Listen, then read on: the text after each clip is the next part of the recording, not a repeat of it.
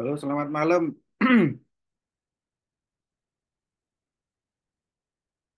Halo teman-teman, Malam, Pak. sudah Mbak kerja belum? Atau masih di jalan?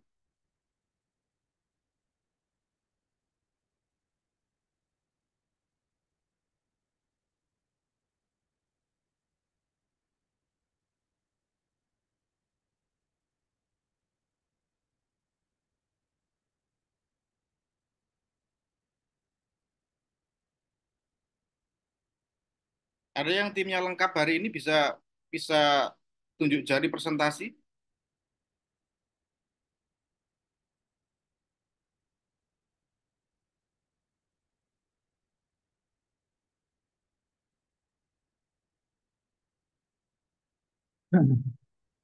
Malam semuanya.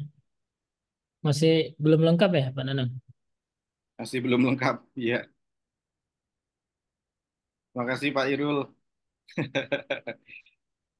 Masih pada di kantor semua ini kita. Ya, kita tunggu lagi kali ya, bentar lagi. Iya. Oh, belum selesai, Masya Allah. Rajin sekali kuliah sebelumnya belum selesai. Luar biasa. Suruh nyemprit itu suruh selesai.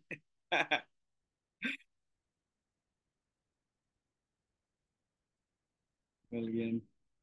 Wah, mantap. Alhamdulillah.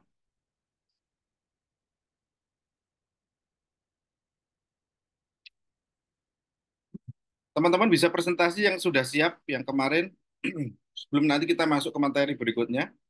Ada yang mau presentasi dengan timnya? Boleh. Siapa dulu?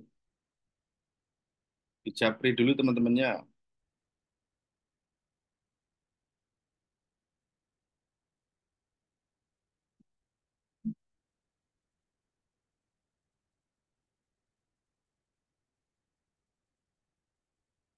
Dari UTS ada kesulitan nggak?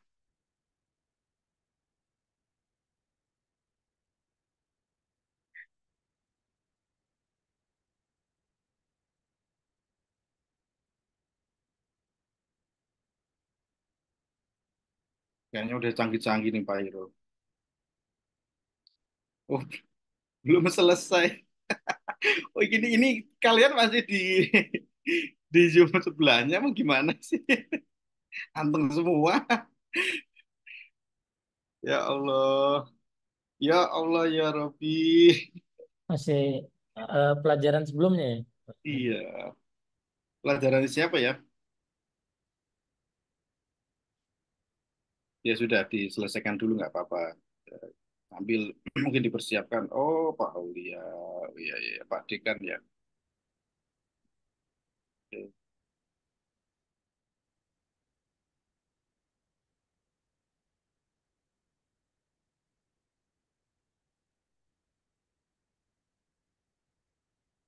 Iya, iya, iya, iya.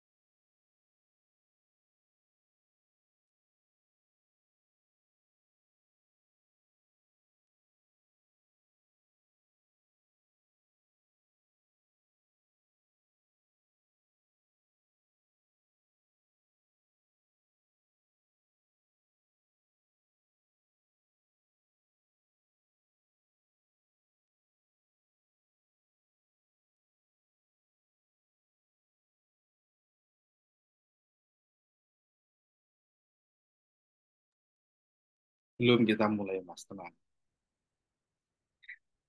Kalian masih di Zoom yang terpisah ya.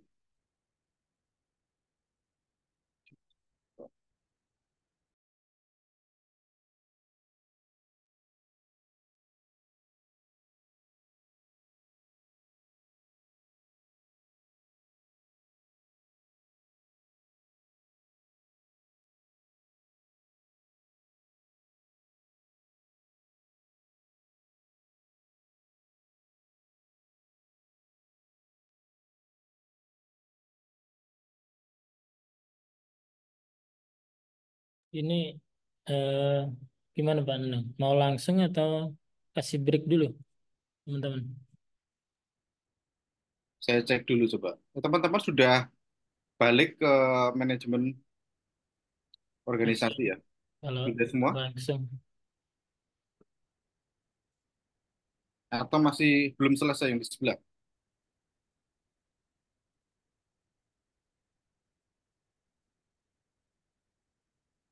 Halo, ada yang bisa jawab? baru selesai tuh. Sudah selesai belum? Baru selesai. Ya udah, kasih minum dulu dah.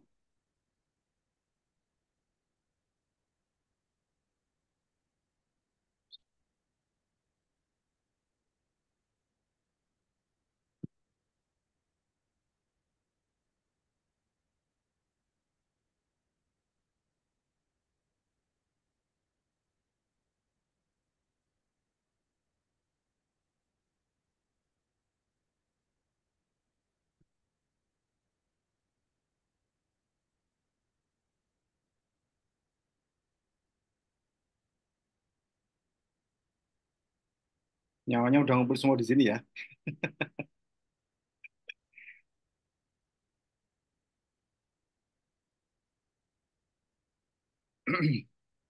Masih belum lengkap ya.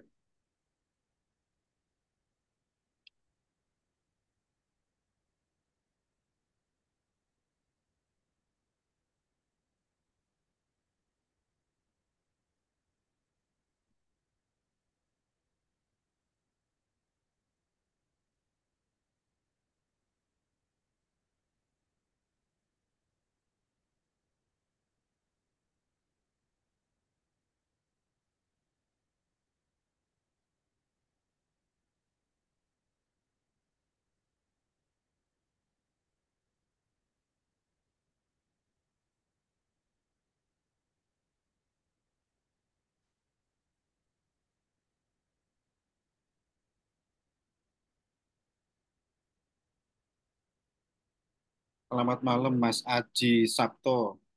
Terima kasih sudah hadir Mas.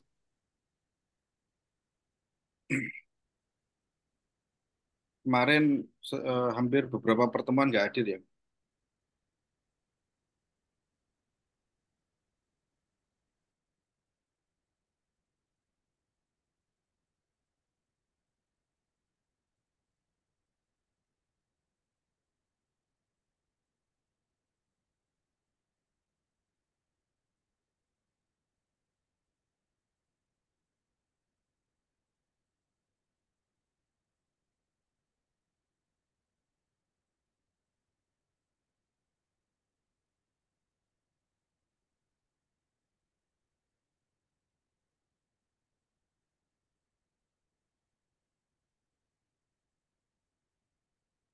Bisa dimulai teman-teman?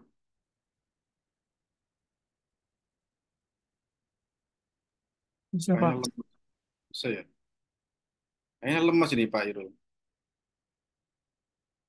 Mm-mm. Udah pada capek kali ya? Iya Pak, ini masih lembur Pak malam Pak. Wah, Bisa. masih lembur. Pak. Luar biasa. Saya tawarkan lagi nggih, ada yang mau presentasi terkait proyek? Ada yang presentasi terkait proyek, teman-teman?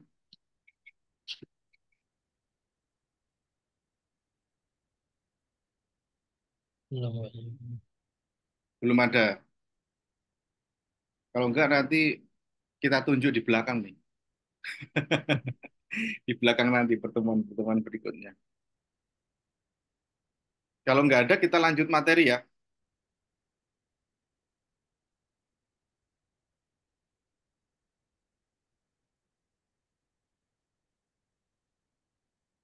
Pak Irul, silakan Pak Irul. Ya, makasih semuanya. Mungkin sedikit saya kurangin ya nanti, mungkin biar nggak terlalu capek teman-teman. Jadi malam ini tentang eh, problem solving ya, atau decision making ya. Jadi eh, eh, ini mungkin teman-teman sudah secara definisi sudah tahu lah ya. Jadi ada problem kemudian dipecahkan ya. Nah, eh, kemudian langkah-langkahnya. Jadi sebenarnya masalah itu selalu ada ya teman-teman. Jadi dimanapun dan dimanapun kita bekerja atau beraktivitas pasti ada problem. Nah, masalahnya itu apa namanya eh,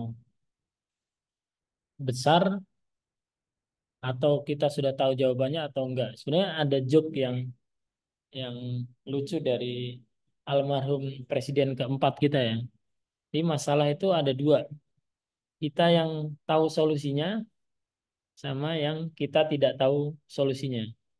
Nah, yang kita tahu solusinya nggak usah dipikir katanya, karena kita sudah tahu. Nah, kalau yang nggak tahu solusinya gimana tuh? Nggak usah dipikir juga, karena kita juga nggak tahu solusinya gitu. Sebenarnya anekdotnya seperti itu ya. Sebenarnya cuman itu dari tataran pribadi ya. Jadi eh, pas kita nggak tahu solusinya ya udah jangan jangan kepikiran gampangnya gitu ya. Jadi eh, tapi besok kita revisit problemnya apa, kemudian dicari solusinya. Nah, tapi secara ini orang yang saat ini ya, kenapa banyak penyakit-penyakit kronis itu karena kita nggak bisa apa ya, nggak bisa berpikir taktis dan nggak bisa membuang apa ya, kayak semuanya itu problem terus gitu. Padahal kalau kita urai gitu, sebenarnya cuma ada dua tadi, yang belum tahu jawabannya sama yang sudah tahu. Nah, yang belum tahu berarti kita harus eh, cari tahu nanti gitu. Jangan dipikirkan hari ini semua gitu. Itu karena eh, banyak yang penyakit kronis tadi ya, mungkin eh, problemnya kita sampai apalagi Gen Z ini sukanya eh, memandang masalah itu sebagai emosional problem ya, atau eh, mental ya, mental health ya, mental well-being gitu ya. Jadi nganggapnya beda sama yang baby boomer gitu.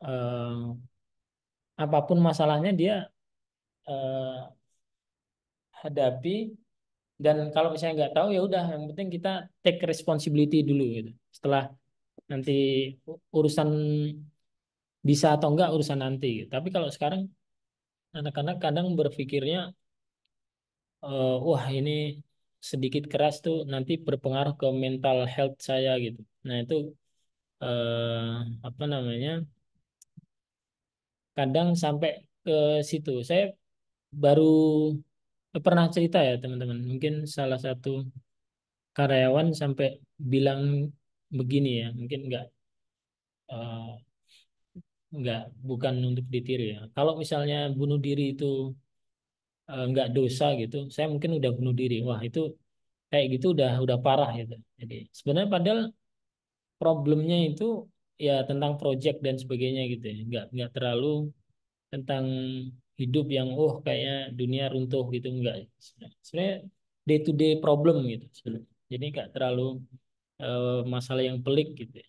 Tapi mikirnya sampai separah itu. Ada yang minta ke psikolog gitu. Padahal sebenarnya yang dihadapin sebenarnya masalah harian lah ya. Nah ini apa namanya? ketika kita ngadepin masalah itu paling pertama yang harus kita lakukan adalah ini definisi dan kenalin masalahnya ya. Eh, ini masalah langkah satu ini nggak mudah. Mungkin kita perlu eh, apa ya pakai metode root cause analysis atau apapun gitu. Bisa yang kenapa ini masalah terjadi, terus kenapa begini sampai mungkin seven whys ya mungkin. Nah itu eh, sampai kita benar-benar tahu sebenarnya root cause-nya apa gitu. Jadi nggak cuman berhenti di wah ada hujan gitu. Kenapa kita hujan jadi malas gitu. Nah dan sebagainya gitu. Itu harus didefinisikan sebenarnya masalahnya apa karena hujan atau karena motivasi kita rendah gitu. Kalau hujan kan Indonesia tiap eh, setahun ada 6 bulan gitu. Tapi kalau masalahnya itu ya nggak nggak benar gitu. Jadi kalau hujan kenapa kita nggak berangkat ya karena mungkin apa namanya basah gitu. Nah, berarti kalau biar nggak basah gimana gitu. Nah itu pakai kendaraan roda 4 atau mungkin pakai jas hujan gitu. Nah kenapa masih tetap itu jadi problem gitu.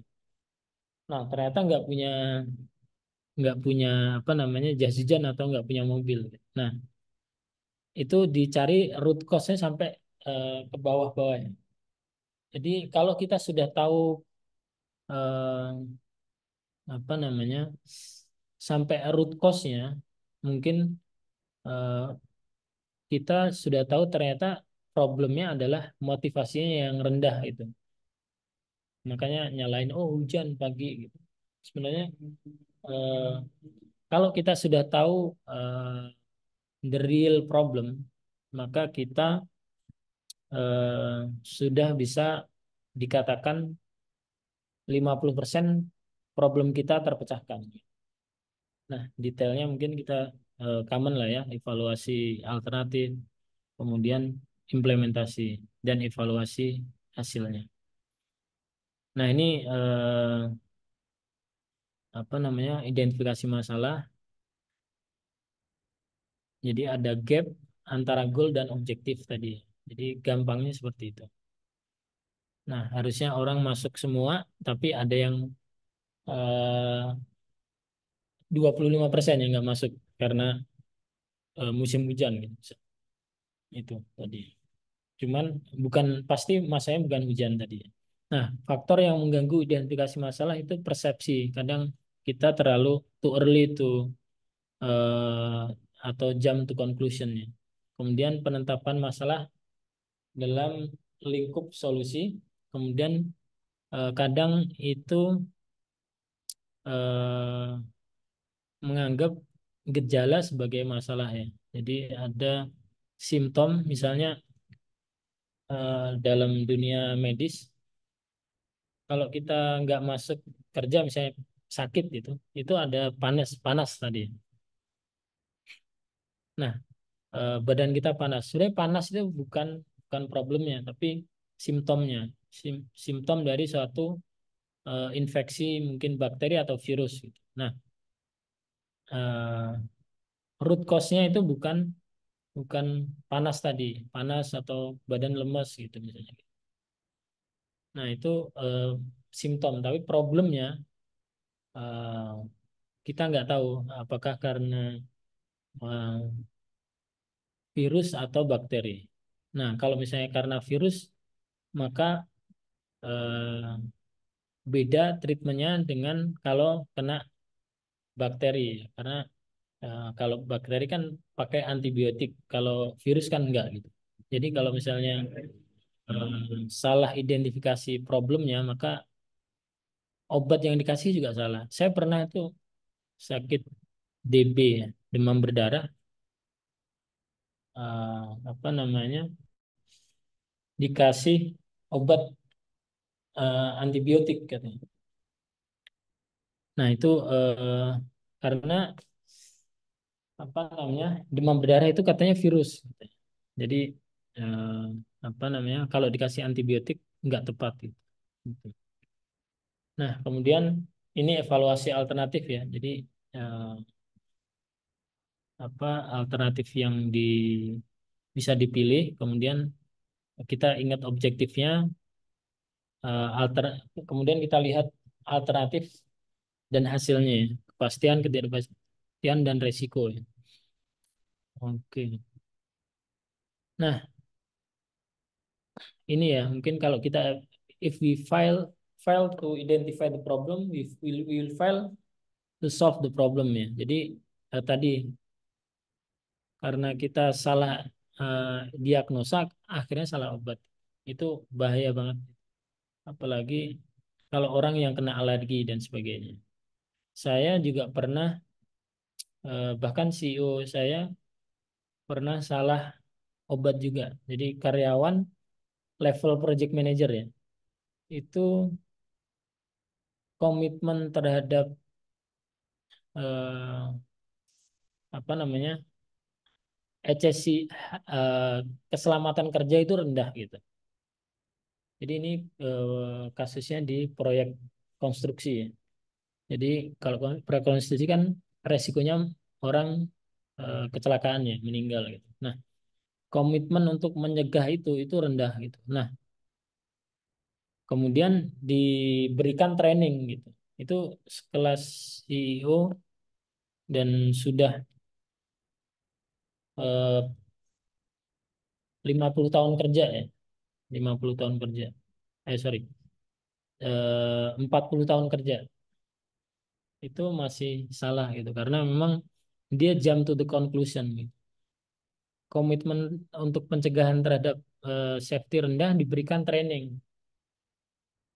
Harusnya yang dilihat kan kalau tadi kenapa orang nggak mau mencegah tadi ya, mencegah kecelakaan gitu. Apakah dia nggak tahu akibat kalau dia tidak melakukan pencegahan itu orang bisa meninggal? Tentunya mungkin tidak gitu ya. Tapi ada dua alternatif ya mungkin karena tadi tidak tahu atau tidak mau. Nah, kalau tidak mau sama tidak tahu kan beda obatnya. Kalau tidak tahu maka melalui knowledge sharing, training dan sebagainya, knowledge-nya di-upgrade gitu.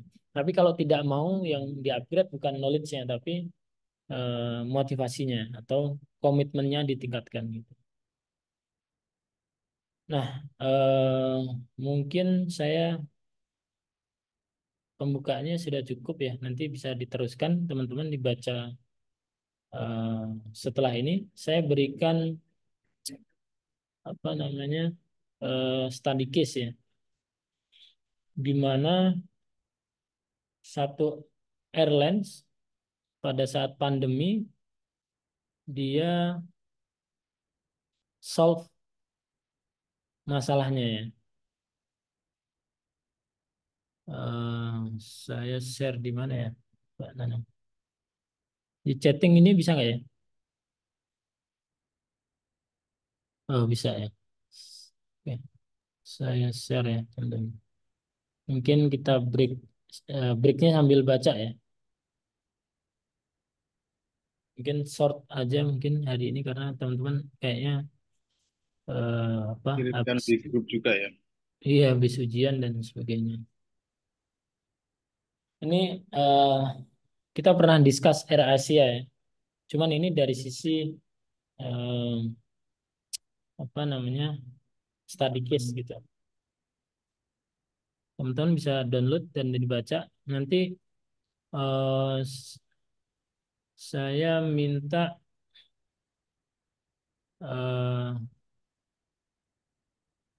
sa- salah satu perwakilan dari tiap-tiap eh, apa namanya kelompok kali ya untuk eh, share untuk apa apa poinnya di study case ini. Oke, kita baca dulu mungkin sekitar 10 menit ya, teman-teman. Cukup ya. Nanti balik lagi di 19.45 ya, teman-teman.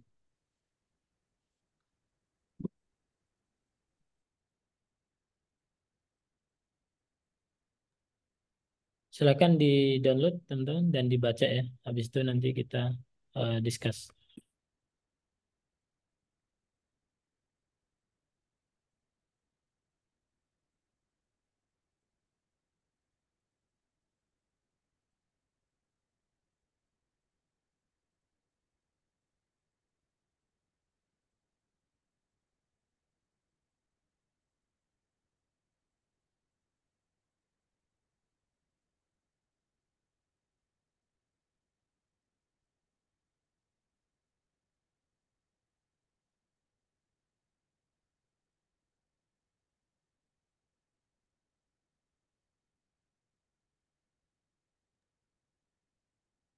Permisi Pak, izin ini masih di perjalanan Pak, barusan lembur Pak.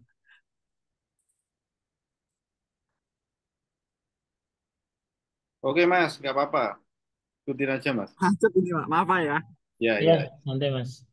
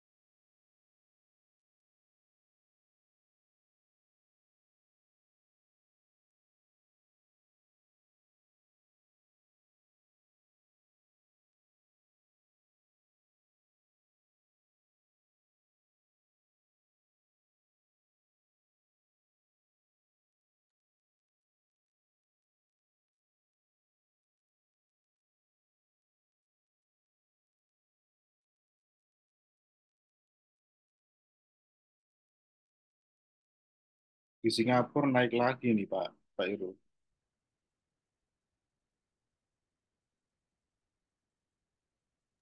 Iya, katanya mulai nambah lagi. Mm-mm. Saya yakin kok sudah ada yang sampai sini, cuma nggak diberitakan. Nggak mungkin deh, Hmm. bisa jadi bisnis bisnis lagi.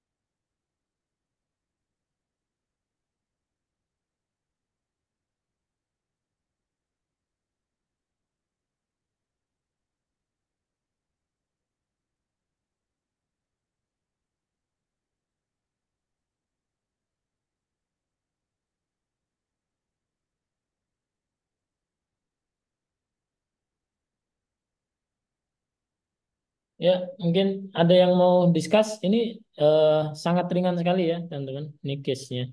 Mungkin nanti kita berikan case yang agak berat ya.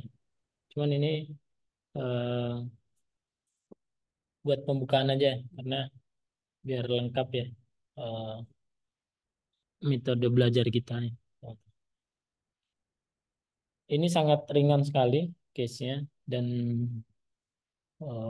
apa yang sebenarnya harus dilakukan Air Asia ketika pandemi. Waktu itu kita pernah bahas sedikit ya tentang Air Asia ini dan apa namanya kalau di berita kan dia sampai bikin eh, apa tuh namanya eh, catering dan sebagainya ya.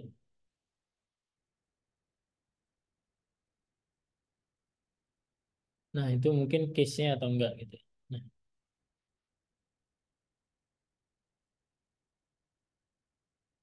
kita minta kelompok satu ya teman-teman. Minggu depan kelompok dua, terus ke depannya kelompok tiga dan kelompok empat gitu ya. Kelompok satu ketuanya siapa, Pak Nanang? Atau salah satu perwakilan boleh, teman-teman. Ini sangat ini sih sangat ringan sih. Jadi nggak usah. terlalu. Nah, itu problemnya sudah ditunjukin tadi Pak Nanang ya. Di spill. Kelompok satu, teman-teman. Ketuanya siapa ya? Ayo, munculin aja sebisanya nggak apa-apa. Sebisanya aja. Ayo naik. Itu tinggal baca kok, teman-teman. Nggak, belum. Case-nya nggak terlalu berat. Cuman sharing aja. Nggak usah takut salah ya, teman-teman. Kita nggak dinilai, tapi diskusi aja.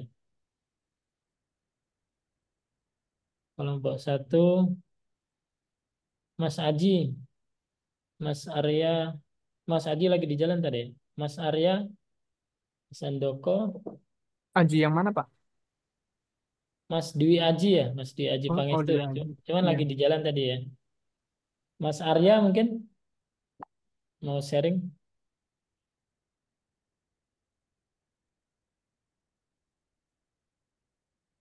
Iya Pak. ya. Ayo, nggak usah takut salah mas, nggak apa-apa mas. Sebisanya aja. Ayo, kita diskusi aja kok. Iya Pak. Dari saya tadi yang baca-baca tuh tentang sebuah jurnal yang kayak me- membahas kayak airline strategi during COVID-19. Jadi AirAsia itu kayak penerbangan terbesar di Asia Tenggara ya yang merespon tantangan ditimbulkan oleh pandemi COVID-19. Terus perusahaan itu menyebabkan di pandeminya tuh menyebabkan penurunan drastis pada permintaan perjalanannya yang seperti udara, seperti perjalanan perbatasan dan lainnya, Pak. Dan untuk pandemi COVID-19 ini mengakibatkan dampak besar ya, Pak, sepertinya di industri penerbangan global dan juga maskapai-maskapainya tidak dapat berlalu lintas seperti biasanya. Dan AirAsia ini sebagai maskapai berbiaya rendah, AirAsia sangat terpengaruh oleh pandemi yang memaksa perusahaan untuk menyesuaikan seperti strategi bisnisnya secara drastis, Pak. Eh, saya lihat di sini tadi ada strategi adaptasi AirAsia ini ada beberapa. Itu ada disertifikasi layanan seperti logistik dan kargo.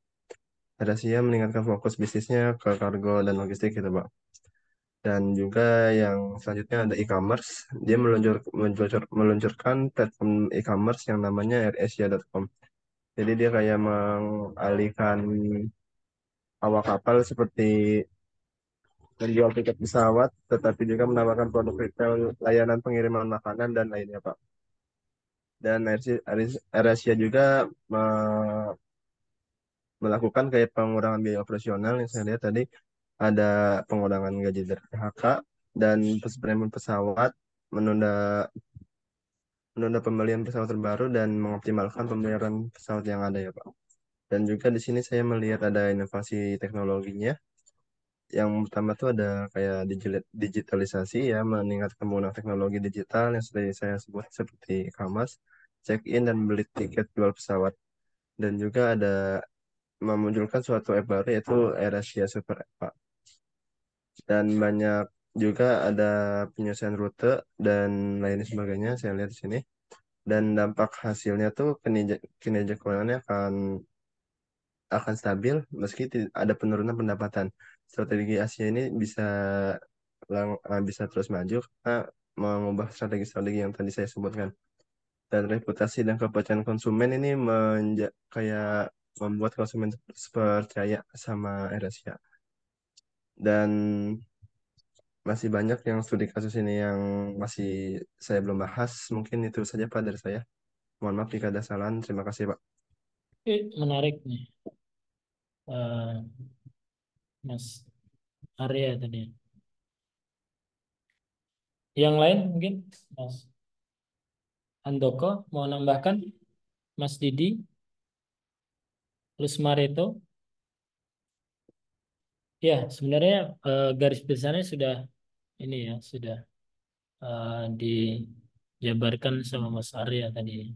Jadi penurunan pendapatan yang sangat signifikan ya. Jadi bisa dibayangkan waktu itu kita sempat nggak boleh ada penerbangan sama sekali ya di 2020.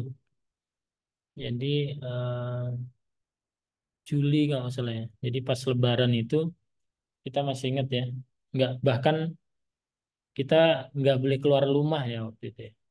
Jadi nggak ada sholat dan nggak ada penerbangan dari atau ke luar negeri, bahkan domestik juga sempat di ini ya, sempat diperketat lah gitu. Susah, susah banget.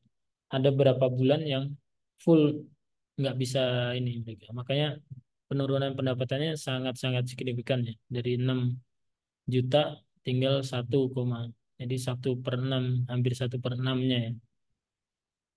Nah itu sangat-sangat ini ya, sangat-sangat signifikan kekurangannya sehingga ya pertama dia harus tadi ya Mas Arya bilang eh, pengurangan biaya operasional. Jadi layoff juga ada mereka besar-besaran juga. Dan selain itu untuk meningkatkan revenue tentunya ya. Jadi alternatifnya kan sebenarnya bisnisnya dua ya. Alternatifnya apa aja mungkin teman? Kalau misalnya sebagai CEO-nya. Oh, berarti ngurangin pengeluaran dan meningkatkan pendapatannya. Cuman waktu itu pendapatannya juga sangat terbatas ya. Kalau rute-rutenya juga ada yang nggak boleh gitu kan. Makanya dia ada mengeluarkan rute baru. Ini ya mungkin teman-teman bisa lihat ya, create new rute, terus partner juga diperbanyak sama servisnya ada eh, apa namanya kargo juga ya. Jadi teman-teman ada passenger enggak, tapi kargonya tetap ya, mungkin teman-teman. Ini untuk apa namanya waktu itu semua. Jadi good point-nya gini ya, mungkin setiap ada masalah pasti ada solusi. Itu mungkin teman-teman harus di garis bawahi baik dari hidup atau di dunia kerja ya teman-teman. Nah kalau kita ngelihat masalahnya pasti waktu itu kita sudah sebagai CEO-nya Fernandes, CEO-nya AirAsia pasti udah nyerah gitu. Tapi eh, good point-nya adalah setiap ada problem itu ada solusi, ada opportunity baru ya. Jadi kalau teman-teman masih ingat waktu itu eh, passenger mungkin jadi bisnisnya apa airlines itu ada dua ya, passenger sama kargo. Kargo itu kirim barang lewat udara ya. Jadi bukan ini bahasa Inggris emang agak susah ya. Agak aneh nih dalam hal ini bisnis nih. Jadi untuk ngirim barang pakai mobil itu dibilang shipment ya. Tapi ngirim barang pakai udara, pakai pesawat dibilang kargo gitu ya. Mungkin enggak. Oh ini ada Mas Gali nambahin. The problem is not the problem is your attitude about the problem. Nah, itu. Bahasanya Gus Nanang itu setiap masalah timbul dua solusi ya. Jadi, nah itu. Jadi eh, masalahnya itu kalau kita waktu itu bisa digitalisasi secara cepat gitu ya, itu mungkin survive ya. Dan AirAsia waktu itu terbukti bisa seperti itu ya. Jadi bisnis passengernya hampir 100% drop ya. Mungkin ada 1 bulan yang hilang nggak boleh sama sekali ada penerbangan ya. Pas peak banget itu ya. Nah, tapi kargonya itu meningkat pesat teman-teman. Nah, di situ. Cuman masalahnya dari passenger ke kargo ini kan harus switch ya, atau adjust itu ya. Itu yang seberapa cepat dari mulai hulu sampai hilir. Ini kalau kalau mungkin teman-teman ngelihat ngelihat ini study case itu sangat simpel ya teman-teman. Ya kan tinggal tambah service, tinggal expand partner dan create rute baru gitu. Wah, aplikasinya teman-teman itu implementasinya itu susah banget ya. Bikin rute baru aja izinnya kan nggak gampang gitu ya. Terus eh, apa namanya eh, service baru dan ngerubah tadilah mungkin kargonya kan naik pesat gitu ya. Sementara passengernya turun gitu. Ngerubah dari maskapainya yang passenger PAX atau PAX sebutnya atau ke kargo itu yang susah kan nih teman-teman. Kenapa kita ambil study case ini airlines karena dia salah satu yang berdampak paling parah ya teman-teman. Jadi nanti eh, ini good point-nya adalah Air Asia aja bisa gitu ya. Maksudnya dia bertahan gitu. Padahal dia hampir total ya, total nggak boleh ada penerbangan. Saya masih ingat di perusahaan kami dulu kan proyeknya banyak di luar Jawa ya. Itu nggak bisa keluar.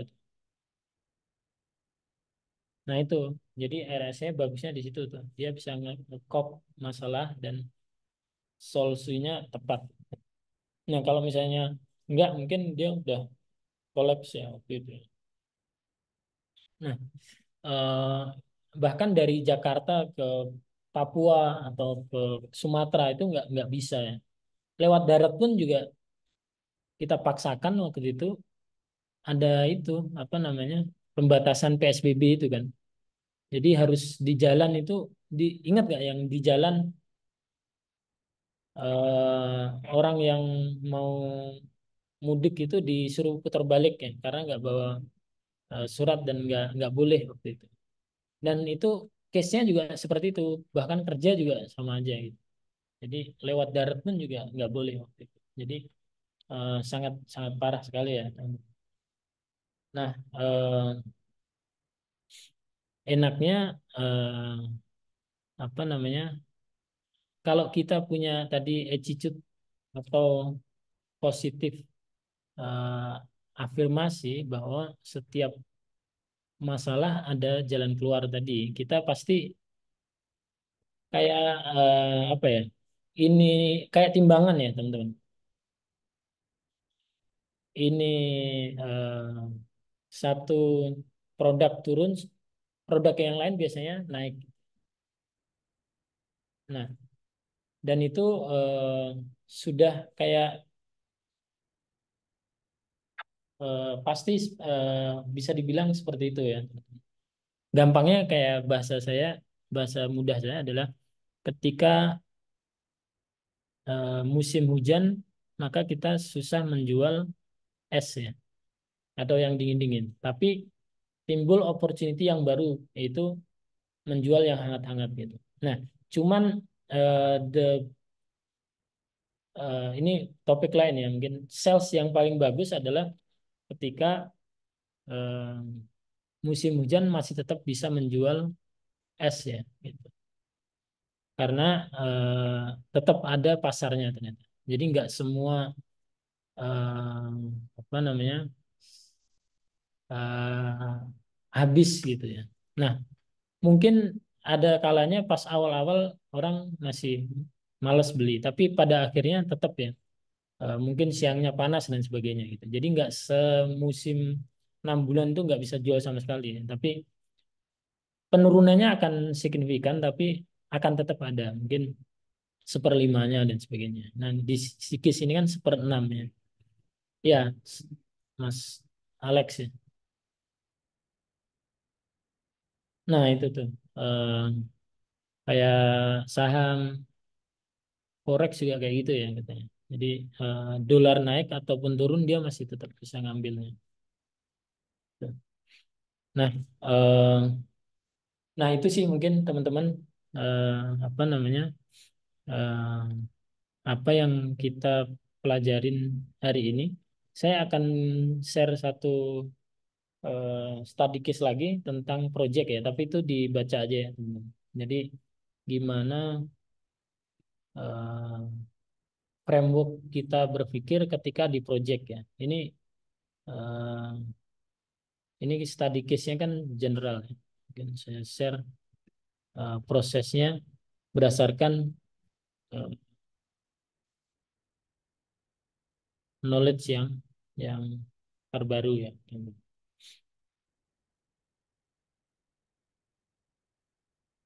Nah, ini mungkin nanti bisa dibaca-baca eh, apa namanya sendiri. Harusnya mungkin nanti bisa diajak ini kali ya Pak Nanang. Maksudnya selesainya kayaknya kalau langsung kasihan anak-anak itu Iya, iya, iya. biar enggak biar ada break ya. Yes. Eh, nah, itu apa namanya? Bisa di-download ya, teman-teman, sebelum di-close.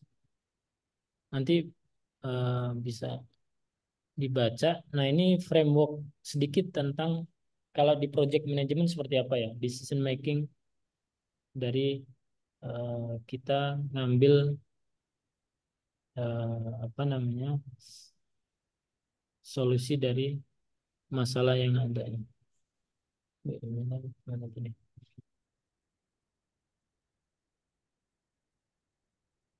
Oh, bukan. Sorry.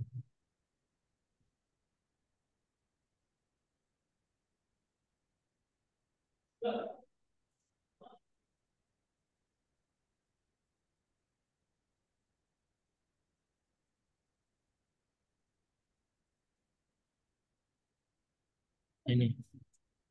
Jadi gimana kita eh, apa namanya membikin proses project mengambil keputusan di project ya. Jadi baik kecil atau besar project itu pasti kita harus ngambil keputusannya. Jadi dalam satu siklus project gitu ya. Ya karena kenapa kita ambil ini juga karena teman-teman banyak teman yang mungkin 70 bisa dibilang 60% kali ya berkecimpung di project management ya atau di IT project management ya lebih tepatnya. Nah, ini eh, kalau dalam project tadi ya timeline, cost dan risk ya, apa yang bisa dimitigasi dan sebagainya. Jadi kalau misalnya kita bisa eh, apa namanya identify problem early atau bahkan sebelum project itu dimulai kan ada risk management ya, risk assessment ya. Itu mungkin harus apa namanya eh, di identify.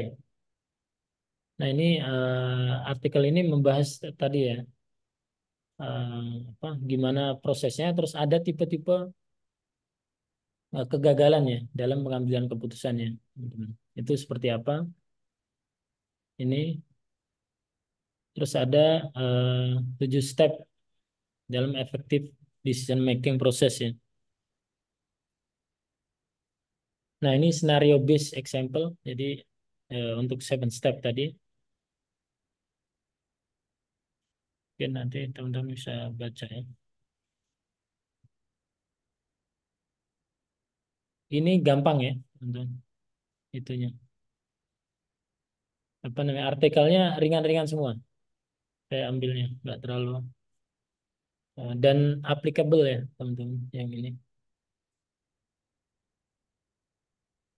Nah, mungkin nanti bisa dibaca terus eh, diaplikasikan di dunia kerjanya ya, teman-teman.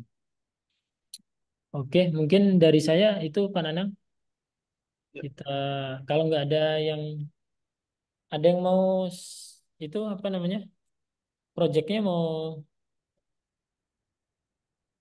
apa tuh namanya? Presentasi.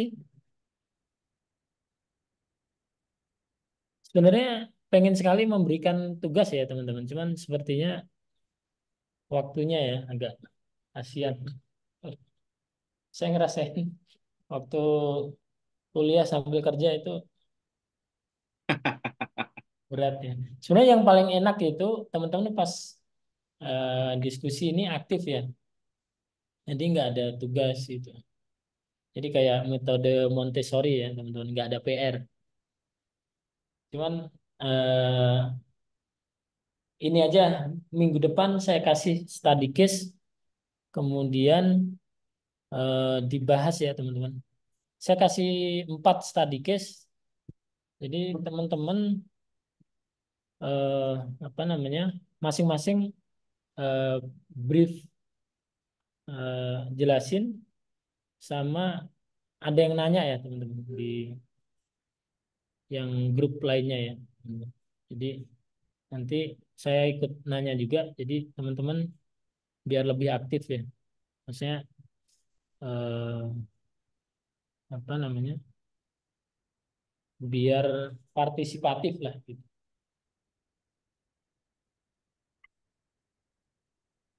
Jadi mungkin hari Jumat saya akan berikan study case-nya. Kemudian nanti eh, yang ringan-ringan aja. Yang penting kita belajar diskusi. Karena kenapa kita harus aktif? Karena kekurangan dari teman-teman yang backgroundnya teknis atau STEM ya. Jadi itu kurang aktif ya ketika diminta eh, apa namanya eh, apa partisipatif lah partisipasinya gitu. Jadi ketika kerja juga ke bawah gitu. Jadi eh, lebih kayak sebenarnya nggak introvert ya, tapi lebih kayak ya kayak orang IT kebanyakan geek lah gitu. Walaupun saya nggak suka nyebut geek ya, tapi kebanyakan memang seperti itu teman-teman. Karena berkutatnya dengan coding dan sebagainya. Tapi again again satu kompetensi yang harus dimiliki teman-teman adalah apa namanya leadership dan kemudian koordinasi ya di teamworknya biar jalan. Jadi pas diskusi biar tetap ada gitu ya. Oke, minggu depan saya berikan satu grup satu case tadi biar lebih aktif ya teman-teman. Baik, itu Pak Nanang dari saya. Ya, terima kasih Pak Irul. Ada pertanyaan Ya, nggak teman-teman? Jadi kalau apa namanya menjawab jangan takut salah ya, nggak apa-apa. Kita belajar kok. Kalau udah benar ya nggak usah belajar kan, nggak apa-apa. Ada pertanyaan nggak kira-kira? Ada Mas siapa tadi ya? Ya bilang. Ada Mas Lusmarito. Ya, halo Pak Nanang. Mas Lusmarito kemarin nggak ngumpulin ini ya UTS ya? Sudah selesai sih saya Pak di yang tapi saya ngerjainnya e-learning juga ngerjain juga nih, Pak. Ngumpulnya di mana ya? Di apa? Aduh, nanti saya buka laptop lagi Pak Nanang ya. Nah, coba ya, soalnya di email saya nggak ada. Oke, siap Pak Nanang. Ya, kalau saya boleh sampaikan secara umum teman-teman bisa menjawab lah ya. Rata-rata kayaknya memang kebanyakan di project nih Pak Iru, teman-teman.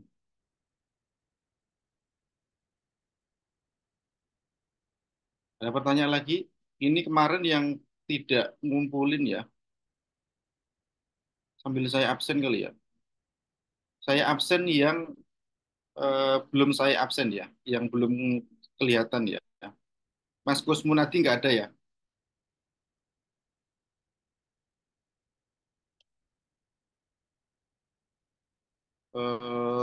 Mas Raden Ahmad Fauzi nggak ada. Wildani Ihyara Rahman nggak ada.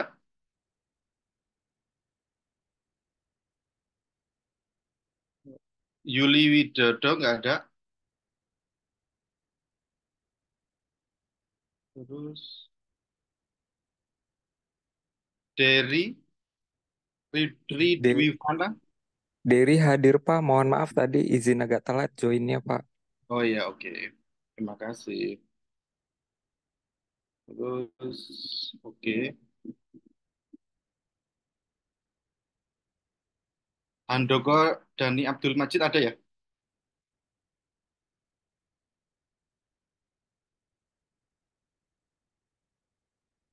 Mas Handoko enggak ada. Ada kayaknya. Oh ini ada. Oke. Teman-teman ada pertanyaan nggak? Harapannya nanti teman-teman bisa lebih aktif ya komunikasinya ya. Nggak apa-apa, salah nggak apa-apa. Pokoknya kita saling memberikan apa namanya itu, memberikan nimpalin jawaban nggak apa-apa. Salah ya nggak apa-apa. Kita belajar ya. Bertanya, kira-kira memang ada pertanyaan ditanyakan saja nggak apa-apa. Supaya kami juga punya apa namanya itu masukan, kami juga punya pandangan dari teman-teman sekalian. Nggak usah khawatir tentang nilai. Pokoknya jangan terlalu dipikirkan. Dan teman-teman bisa mengikuti dengan baik. Ada pertanyaan nggak? Ayo.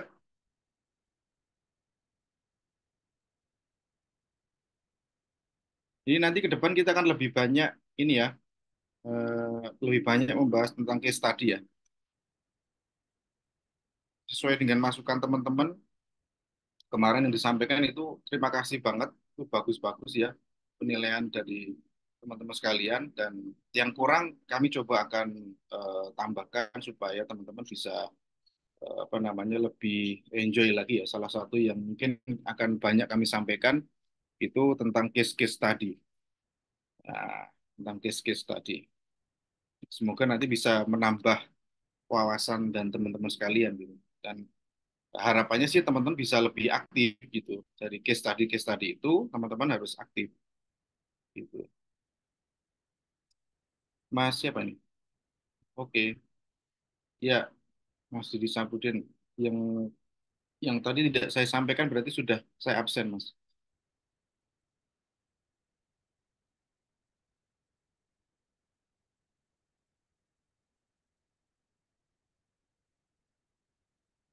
Kalau enggak kita cukupkan teman-teman. Kayaknya udah capek banget nih. Baik, masih Pak Nanang, kita Ya. tutup kali ya. Baik. Hmm. Saya cukupkan ya. Terima kasih Pak Irul. Terima kasih Ya, teman-teman sekali. masih semuanya selamat malam. Kita tutup ya. Mohon maaf atas Ya. segala kekurangan. Kita tutup. Assalamualaikum warahmatullahi wabarakatuh. Waalaikumsalam warahmatullahi wabarakatuh. Makasih Pak. Waalaikumsalam warahmatullahi Terima kasih wabarakatuh. Pak Heru, Mbak Nanang.